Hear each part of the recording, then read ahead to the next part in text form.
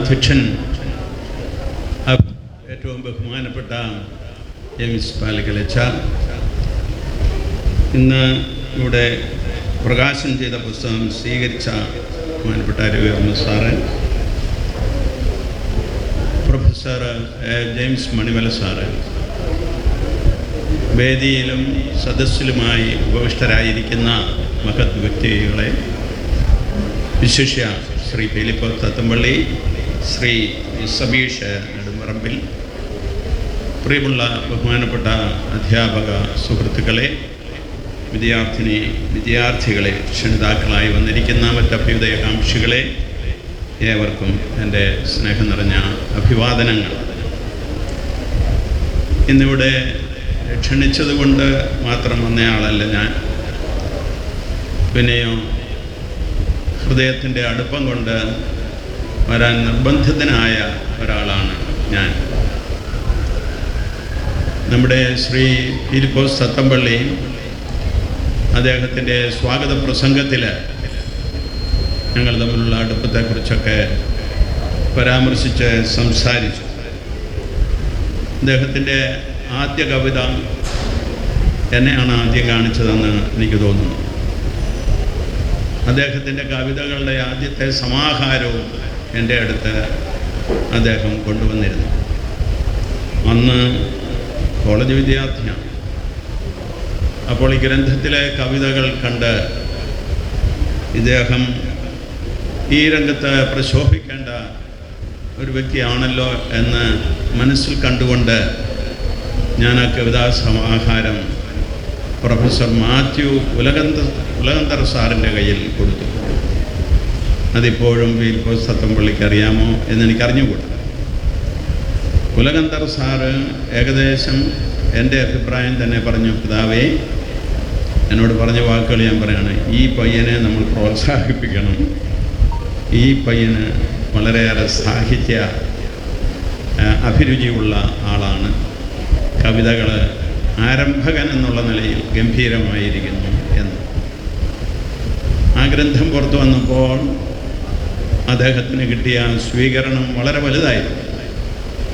പ്രത്യേകിച്ച് യുവ സുഹൃത്തുക്കളുടെ ഇടയിൽ. അത് വാസ്തവത്തിൽ ഫിലിപ്പോസിന് വലിയ ഒരു ഉത്തേജനം പകർന്നു, പിന്നീടും കവിതാരംഗത്ത് പ്രശോഭിക്കുവാനായിട്ട്. മലയാള ഭാഷ പഠിക്കുന്നതോടൊപ്പം കവിതകളും എഴുതി തുടങ്ങി അദ്ദേഹം. അങ്ങനെ ആ കവിതകളിൽ രാജ്യാന്തര തലത്തിൽ ശ്രദ്ധയാകർഷിച്ച കവിതയാണ് മഴ വരുന്നു എന്നുള്ളത്. അപ്പോൾ ഞാൻ ഫോണിൽ വിളിച്ച് ഫിലിപ്പോസ് തത്തമ്പള്ളിയായിക്കൊണ്ട് ഫോണിൽ ആ കവിത വായിച്ച് കേട്ട് സന്തോഷിച്ചത് ഈ സന്ദർഭത്തിൽ ഓർക്കുകയാണ്. അദ്ദേഹത്തിൻ്റെ കവിതാ പുസ്തകങ്ങൾ തരുമ്പോൾ ഞാനെടുത്ത് വായിക്കാറുണ്ടായിരുന്നു. വളരെയേറെ ക്ലേശങ്ങളിലൂടെ കടന്നുപോയ ഒരു കുടുംബമായിരുന്നു ഫിലിപ്പോസിൻ്റെ. പക്ഷേ ആ ക്ലേശങ്ങളെയെല്ലാം വിജയത്തിനുള്ള ചവിട്ടുപടികളായിട്ട് കാണാൻ അദ്ദേഹത്തിന് കഴിഞ്ഞു എന്നുള്ളതാണ് ഏറ്റവും വലിയ ഒരു കാര്യമായി അദ്ദേഹത്തിൻ്റെ ജീവിതത്തിൽ നിന്ന് നമ്മൾ പഠിക്കേണ്ടത്. അദ്ദേഹം തന്നെ പറയുന്നുണ്ട്, എല്ലാവർക്കും നക്ഷത്രമാകാം എന്ന്. അതിനെ അടിസ്ഥാനപ്പെടുത്തിയാണല്ലോ അദ്ദേഹത്തിൻ്റെ ശ്രേഷ്ഠ സുഹൃത്ത് സബീഷ് നെടുമ്പറമ്പിൽ രണ്ടാമത്തെ ഗ്രന്ഥം എഴുതിയിരിക്കുന്നത്. ആ ഗ്രന്ഥവും ഞാൻ ഓടിച്ചു വായിച്ചു മുഴുവനും. അതിലും ചിത്രീകരിക്കുന്ന ശ്രീ ഫിലിപ്പോസ് തത്തമ്പള്ളിയുടെ ആ ജീവിതം വളരെ അർത്ഥവത്താണ് യുവതലമുറയ്ക്ക് എന്ന് പറയാൻ ഞാൻ ആഗ്രഹിക്കുകയാണ്. നമ്മുടെ ഇന്നത്തെ യുവതലമുറ ഈ സാഹിത്യത്തിലേക്കോ കവിതയിലേക്കോ മറ്റ് ലളിതകലകളിലേക്കോ ഒന്നും അധികം ആകൃഷ്ടരാകുന്നില്ല. അവരെ സംബന്ധിച്ചിടത്തോളം ഒരു മൊബൈൽ മതി അവർക്ക് കളിക്കാനും അവർക്ക് ബന്ധങ്ങൾ പുലർത്താനുമൊക്കെ ആ ഒരു ഉപകരണത്തെ മാത്രം ആശ്രയിച്ചു പോകുന്ന ഒരു തലമുറയാണ് ഇന്നത്തെ. അതുകൊണ്ട് പഠിപ്പൊക്കെ പരീക്ഷയ്ക്ക് വേണ്ടി മാത്രം, അതും അത്യന്താധുനിക രീതിയിൽ ഷോർട്ട് ആയിട്ടുള്ള ആൻസേഴ്സൊക്കെ എഴുതി അവർ ജീവിതായോധനത്തിന് വേണ്ടിയിട്ടുള്ള ഒരു പരിശ്രമത്തിലാണ്. തീർച്ചയായിട്ടും കാലഘട്ടത്തിനനുസരിച്ച് നമ്മുടെ യുവതലമുറയ്ക്ക് അല്ലെങ്കിൽ വിദ്യാർത്ഥികൾക്ക് നീങ്ങാൻ സാധിക്കുകയുള്ളൂ. അതൊരു ആഗോള സമ്മർദ്ദമാണ്. ഈ രാജ്യത്ത് മാത്രമല്ല എല്ലാ രാജ്യങ്ങളും ഇന്ന് ഒന്നിച്ചോടുകയാണ്. അപ്പോൾ ഈ ഒന്നിച്ചുള്ള ഓട്ടത്തിൽ ശീഘ്രഗതിയിലുള്ള മനുഷ്യ സമൂഹത്തിൻ്റെ ഗതിയിൽ ഒഴുകിപ്പോകാതിരിക്കാൻ ഇന്നത്തെ തലമുറയ്ക്ക് കഴിയുന്നില്ല. അപ്പോഴെങ്ങനെയാണ് ശാന്തമായിരുന്ന് ചിന്തിക്കുക, ശാന്തമായിരുന്ന് ധ്യാനിക്കുക, ശാന്തമായിരുന്ന് അമൂല്യ സൂക്തങ്ങൾ എഴുതുക? അത് ക്ലേശകരമാണ്. വ്യക്തിപരമായിട്ട് എന്നെ സംബന്ധിച്ചിടത്തോളം ആദ്യം ഞാൻ കേട്ട കവിത അല്ലെങ്കിൽ ശ്ലോകം അതെൻ്റെ അപ്പനിൽ നിന്നാണ്. എൻ്റെ അപ്പൻ പിടിച്ച് ചെലവാക്കുന്നവനാണ്. എങ്കിലും എൻ്റെ അപ്പനായതുകൊണ്ട് അപ്പൻ പിശുക്കനായിരുന്നു എന്ന് ഞാൻ പറയാറ്. പക്ഷെ അങ്ങനെ പിടിച്ച് ചെലവാക്കിയത് കൊണ്ടാണ് ഞങ്ങൾ 10 മക്കളെ പഠിപ്പിച്ച് ഓരോരോ നിലകളിൽ എത്തിക്കാൻ കഴിഞ്ഞത്. പക്ഷേ അമ്മ ആവശ്യത്തിന് ചെലവിടണമെന്നുള്ള ഒരു വാശിക്കാരിയായി. അപ്പോൾ അങ്ങനെയുള്ള ചിലവുകളും പറഞ്ഞ് അമ്മ രാത്രിയിൽ അത്താഴവും കഴിഞ്ഞ് അമ്മച്ചിയുടെ അപ്പൻ്റെ അടുത്ത് ചെല്ലുമ്പോൾ അത് തരുന്ന ആളുകൾക്കൊക്കെ ചെലവിടുന്ന കാര്യമാണ്. അതിൻ്റെ വിശദാംശങ്ങളിലേക്ക് ഞാൻ കടക്കുന്നില്ല. അപ്പോഴേക്കും അപ്പൻ ഉദ്ധരിക്കുന്ന ഒരു ശ്ലോകമുണ്ടായി. ആ ശ്ലോകമാണ് എന്നെ വാസ്തവത്തിൽ ശ്ലോകങ്ങൾ കേൾക്കാനും രസിക്കാനും ഒക്കെ ഒരു താല്പര്യത്തിലേക്ക് കൊണ്ടുവന്നത്. അതുകൊണ്ട് ഫിലിപ്പോസ് എഴുതിയ ആ കവിതകളും എനിക്ക് സ്വീകാര്യമായി തീരുകയാണ്. അപ്പൻ പഠിച്ചതും എൻ്റെ ഓർമ്മയിലുള്ളതുമായ ഒരു ശ്ലോകം പറയാം. അമ്മയോട് പറയുന്നതാണ്: എടി വരവ് ചെലവറിയാതെ മാടമ്പി തുള്ളിയാൽ ഇരവ് പകലറിയാതെ ഏകാദശി നോക്കും. ഇത് പറഞ്ഞാണ് അമ്മയുടെ ധാരാളിത്തത്തെ പിടിച്ച് ചെലവാക്കുന്ന എൻ്റെ അപ്പൻ നിയന്ത്രിച്ചിട്ട്. ഇത് പല പ്രാവശ്യം ഉദ്ധരിച്ചിരുന്നത് കൊണ്ട് ഞങ്ങൾ വീട്ടിലെ മക്കളെല്ലാവരും അപ്പനിങ്ങനെ കർശനമായിട്ട് ചെലവുകൾ ചുരുക്കുന്ന സന്ദർഭത്തിൽ ഈ ശ്ലോകം പാടുമായിരുന്നു. ഇതിന് ഭാഷാശുദ്ധി ഉണ്ടോ എന്ന് എനിക്ക് അറിഞ്ഞുകൂടരുത്. സാറൊക്കെ പറയണം. വരവ് ചെലവറിയാതെ മാടമ്പി തുള്ളിയാൽ ഇരവ് പകലറിയാതെ ഏകാദശി നോക്കും. അത് കേട്ട് കഴിയുമ്പോഴത്തേക്ക് അമ്മച്ചി മുറിവിട്ട് പോകും. പിന്നീട് 2 പേരും കൂടെ തീരുമാനിച്ചുള്ള കാര്യങ്ങൾ നടക്കുകയും ചെയ്യും. അപ്പോൾ അതുപോലെ ഈ ഫിലിപ്പോസ് പുത്തമ്പള്ളിയുടെ കവിതകൾ വായിച്ചപ്പോഴും എല്ലാ കവിതകളുടെ കാലത്തും എനിക്ക് വളരെയേറെ സന്തോഷം തോന്നിയിട്ടുണ്ട്. അദ്ദേഹം ലളിതമായ മലയാള ഭാഷയിലാണ് കവിതകൾ എഴുതുന്നത്. അങ്ങനെയുള്ള ഇപ്പോൾ മാതൃമലയാളം ഇവിടെ ബഹുമാനപ്പെട്ട സഹോദരി അതിഗംഭീരമായ സ്വരത്തിൽ വായിച്ചു. അടുത്തിടെ അമ്മ കടന്നുപോയപ്പോഴാണ് നമ്മുടെ പ്രിയമുള്ള ഫിലിപ്പോസ് സാർ ഏറ്റവും ഹൃദയ തരളിതനായിപ്പോയത്.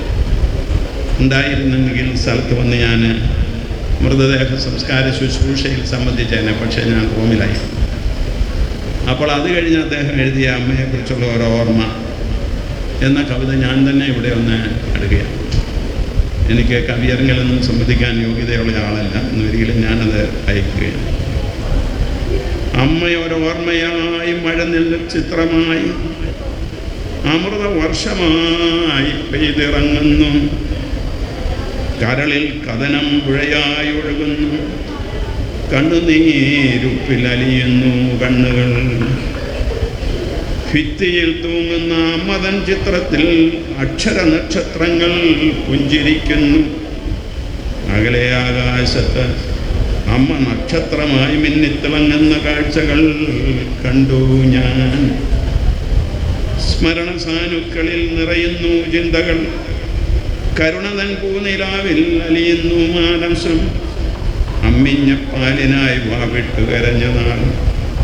നെഞ്ചകം കൊത്തി പെരിക്കൻ പക്ഷിയായി രക്തമാംസങ്ങൾ അന്നമായി നൽകി. ഉണ്ണാതുറങ്ങാതെ കാലം കഴിച്ചമ്മ. കൈ വളരുമ്പോഴും കാൽ വളരുമ്പോഴും കൺകളിൽ നാളെ തൻ ദീപം തെളിച്ചമ്മ. ആ എന്നെ അക്ഷരം ആദ്യം പഠിപ്പിച്ചു. അക്ഷരക്കളരിയിൽ ആദ്യ ഗുരുനാഥയായി. സത്യവും സ്നേഹവും ഈശ്വരനാണെന്ന പ്രപഞ്ചമഹാസത്യം പകർന്നു തന്നമ്മ. കുന്നിലും കുഴിയിലും വീഴാതെ വഴികളിൽ ജീവിതയാത്രയിൽ വഴിവിളക്കായി. ജീവിതച്ചോടിൽ തളർന്നു വീഴുന്നേരം മാറോട് ചേർത്തമ്മ തവളപ്പക്ഷിയായി. അഭയമായി, സ്നേഹമായി, സാന്ത്വന സ്പർശമായി ഉന്മതൻ വന്മ പകർന്നു അന്നമ്മ. സമയരഥങ്ങളിൽ കാലം കടന്നുപോയി. ഒരു ശുക്രനക്ഷത്രമായി അമ്മ ചിരിക്കുന്നു. അപ്പോൾ അമ്മയെപ്പറ്റിയുള്ള ആ ഹൃദയ വികാര വിചാരങ്ങൾ എത്ര തന്മയത്വത്തോടുകൂടി, എത്രയേറെ ഹൃദയത്തിൻ്റെ ഭാഷയിൽ, എത്രയേറെ വികാര നിർഭരമായി നമ്മുടെ കവി ശ്രീ ഫിലിപ്പോസ് തത്തമ്പള്ളി അവതരിപ്പിക്കുന്നു എന്ന് മനസ്സിലാക്കാൻ സാധിക്കും. സ്വന്തം അമ്മയെയും മാതൃഭാഷയെയും അമ്മമാരായി കരുതി ജീവിച്ച ആളാണ് നമ്മുടെ ബഹുമാനപ്പെട്ട ശ്രീ ഫിലിപ്പോസ് തത്തമ്പള്ളി. തൻ്റെ ജീവിതത്തിൽ അത് അദ്ദേഹം ഒരു സ്വന്തം ജീവിത കഥയാക്കി മാറ്റിയെന്ന് പറയാം. അമ്മയോടുള്ള സ്നേഹം, കുടുംബത്തോടുള്ള സ്നേഹം, അതുപോലെ തന്നെ ഈ മാതൃരാജ്യത്തോടുള്ള സ്നേഹവും മലയാള ഭാഷയോടുള്ള അഭിനിവേശവും അദ്ദേഹം. ഗാന്ധിജിയെക്കുറിച്ചുള്ള കവിതയും ഞാനിന്ന് പാടിക്കൊണ്ട് നിർത്താം. അധികം പ്രസംഗിക്കുന്നതിനേക്കാൾ നല്ലത് ഈ കവിതകൾ കേൾക്കുന്നതാണ് നല്ലത്. ഗാന്ധിജി ഇന്നും ജീവിക്കുന്നു, ഗാന്ധിജി ഇന്നും ജീവിക്കുന്നു.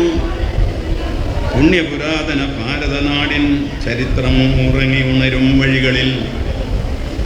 ആത്മീയതയുടെ വിത്തുമുളച്ച ഭാരതമണ്ണിൻ ഉറവകളിൽ. വിന്ധ്യ ഹിമാലയ ഗിരിശൃംഗത്തിൽ ഗംഗാ സമതല പുളിനത്തിൽ ജ്വലിച്ചുയർന്നൊരു സൂര്യപ്രഭയായി ഗാന്ധിജി ഇന്നും ജീവിക്കുന്നു. അടിമച്ചങ്ങല പൊട്ടിച്ചെറിയും പോരാളികളുടെ ഹൃദയത്തിൽ രക്തപ്പുഴകൾ ഒഴുകിപ്പടരും വിപ്ലവനാടിൻ സ്വപ്നമായി. അഹിംസമന്ത്രം ഉയർന്നു കേൾക്കും വിശ്വനഭസ്സിൻ നീലിമയിൽ. വെള്ളി വെളിച്ചപ്പൂത്തിരിയായി ഗാന്ധിജി ഇന്നും ജീവിക്കുന്നു. ഉടുതുണി പോലും നാണമകറ്റാൻ ഇല്ലാതലയം പീഡിതരിൽ. കണ്ണീരുപ്പ് കലക്കിയെടുത്ത് മണ്ണിൽ പണിയും കർഷകരിൽ. ആകാശത്തിൻ കൂരക്കീഴിൽ ഉറച്ചു മരിക്കും തണ്ടികളിൽ. അരവയറന്നം തേടാനായി മാനം വിൽക്കും തെരുവുകളിൽ. അർദ്ധനഗ്ന ഫക്കീറായി ഗാന്ധിജി ഇന്നും ജീവിക്കുന്നു. രക്തപുഷ്പഹാരമണിഞ്ഞ് രാജഘട്ടിലെ കണ്ണിറയിൽ ഉയർത്തെണീക്കും ഗാന്ധിജി വീണ്ടും നവയുഗ ഭാരത സൃഷ്ടിക്കായി. മതേതരത്വം നശിച്ച നാട്ടിൽ പുതിയൊരു വിപ്ലവ മന്ത്രവുമായി പടുത്തുയർത്തുന്നവും ഒരു ലോകം. അണിചേർന്നിടാം സോദരരെ, ഗാന്ധിജി ഇന്നും ജീവിക്കുന്നു, ഗാന്ധിജി ഇന്നും ജീവിക്കുന്നു. അതാണ് ഒരു കവിതയുടെ വായിച്ചിട്ട് എൻ്റെ പ്രസംഗം അവസാനിപ്പിക്കുകയാണ്. കാരണമുണ്ട്, അങ്ങനെ പാട്ട് പാടാൻ എന്നോട് പറഞ്ഞിട്ടില്ലാത്തതുകൊണ്ട് എല്ലാം പാടുന്നില്ല. കരുണ പറ്റുമീ ദൂരിത ഭൂമിയിൽ കാരുണ്യദീപം മദർ തെരേസ. അശാന്തിതൻ പുതുമരൂഹങ്ങളിൽ ശാന്തിദൂതയായി മദർ തെരേസ. കപട ജീവിത വീഥി തോറും പൂഞ്ചിരി പൂനുര ഒഴുക്കി നീങ്ങി. ആലംബഹീല കത്താണിയായി അഭയമന്ത്രമായി മദർ തെരേസ. കുരിശൻ വഴികളിൽ ഇടറാതെ പതറാതെ ഭൂമിയിൽ സ്വർഗം പണിതുയർത്തി. അമ്മതൻ വിശുദ്ധ വചനങ്ങളെന്നും നിർമ്മല സ്നേഹപ്രവാഹമായി. മരണം മണക്കും ശവപ്പറമ്പിൽ കാവൽ മാലാഖയായി മദർ തെരേസ. കന്യകാമാതാവും യൗസേപ്പും യേശുവും നിത്യം അനുഗ്രഹം ചൊരിഞ്ഞിരുന്നു. മരണത്തുരുത്തിൽ ഇടറി വീടുമ്പോഴും ക്രിസ്തുവിൻ മണവാട്ടിയായിരുന്നു. ഭാരതനാടിൻ അഭിമാന സ്തംഭമായി മദർ തെരേസ വിളങ്ങിയിടട്ടെ. രക്ഷതൻ കൈത്തിരി നാളമായി ലോകമെങ്ങും നിറഞ്ഞിടട്ടെ. പ്രിയമുള്ള എൻ്റെ സുഹൃത്തുക്കൾ, ഇനിയും തെളിയുവാനിരിക്കുന്ന കവിയുമായി. ഇപ്പോൾ അദ്ദേഹം അധ്യാപക വൃത്തിയിൽ നിന്ന് വിരമിക്കുകയാണ്. ഇനിയും കവിതകൾ എഴുതുവാൻ, അതുപോലെ തന്നെ മനുഷ്യ മനസ്സുകളെ സ്പർശിക്കുവാൻ സാധ്യത ഏറെയുണ്ട്. അദ്ദേഹം തൻ്റെ സാഹിത്യ സേവനം തുടരട്ടെ എന്ന് ഞാൻ ആശംസിക്കുന്നു. അദ്ദേഹത്തെ പിന്തുണയ്ക്കുന്ന, അദ്ദേഹത്തോടൊപ്പം സുഹൃത്തു പോലെ നിൽക്കുന്ന ശ്രീ സബീഷ് നെടുമ്പറമ്പലിനെയും ഞാൻ അനുമോദിക്കുന്നു. ഫിലിപ്പോസ് തത്തമ്പുളിയെ തന്നെ ഇതിവൃത്തമാക്കിക്കൊണ്ടാണ് അദ്ദേഹം ഈ നിങ്ങൾക്കും നക്ഷത്രമാകാമെന്ന ഗ്രന്ഥം രചിച്ചത്. അത്രമാത്രം അദ്ദേഹത്തെ ബഹുമാനിക്കുന്ന ഒരു വ്യക്തിത്വമാണ് ശ്രീ സബീഷ്. അതുകൊണ്ട് രണ്ടുപേർക്കും എൻ്റെ ഹൃദയം നിറഞ്ഞ ആശംസകൾ. മലയാളി സമൂഹം നിങ്ങളെ ആദരിക്കുന്നു. ഒപ്പം മനുഷ്യ മനസ്സുകൾ അന്താരാഷ്ട്ര തലത്തിൽ മഴ വരുന്നു പാടി മഴയെ തടഞ്ഞ ശ്രീ ഫിലിപ്പോസ് തത്തമ്പള്ളി ലോകത്തിലെ തിന്മകളെ പകലതിനെയും തടയുന്ന രീതിയിൽ ഇനിയും തൻ്റെ കവിതകളുമായി നമ്മുടെ മലയാള മനസ്സുകളെ ത്രസിപ്പിക്കട്ടെ എന്നുള്ള ആശംസയോടെ നിർത്തുന്നു. നന്ദി, നമസ്കാരം. ദൈവത്തിന് സ്തുതി.